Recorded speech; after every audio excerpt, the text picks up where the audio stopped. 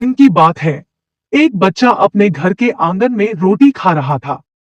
एक कौवे ने रोटी खाते हुए उस बच्चे को देखा। कौवे को बहुत भूख भी लगी थी, तो कौवे ने मौका मिलते ही बच्चे के हाथ से उसकी रोटी छीन ली और कौवा उड़कर दूर जंगल में एक पेड़ की डाली पर जा बैठा और बैठकर रोटी खाने लगा।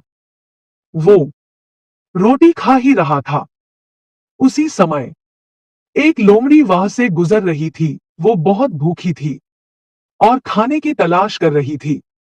हे भगवान, 2 दिन से कुछ खाने को नहीं मिला है। आज तो कैसे भी करके खाने का इंतजाम करना पड़ेगा। और वो ये सोचते सोचते चलने लगी। बहुत देर घूमने के बाद वो एक पेड़ के नीचे आराम करने के लिए रुकी। थोड़ा आराम करके फिर खाने की तलाश करती हूँ। और जैसे ही लोमड़ी उस पेड़ के नीचे गई, उसकी नजर ऊपर पेड़ पर बैठे कौवे की तरफ गई।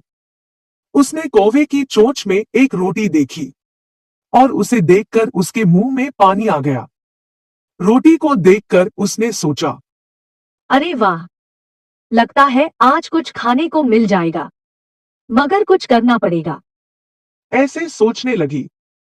कुछ देर सोचने के बाद उसे एक उपाय सूझा और उसने कौवे की ओर देखकर कहा, कौवे राजा नमस्ते, आप अच्छे तो हैं?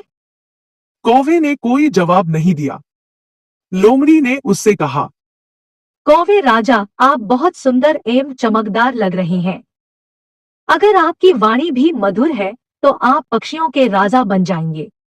जरा मुझे अपनी आवाज तो सुनाइए। मूर्ख कौवे ने सोचा, मैं सचमुच पक्षियों का राजा हूं। मुझे यह सिद्ध कर देना चाहिए। इसलिए जैसे ही उसने गाने के लिए अपनी चोंच खोली, रोटी चोंच से छूटकर नीचे आ गिरी। लोमड़ी ने रोटी को झट से उठाया और फौरन भाग गई। इस कहानी से हमें यही सीखने को मिलता है कि झूठी तारीफ करने वाले से सावधान रहें।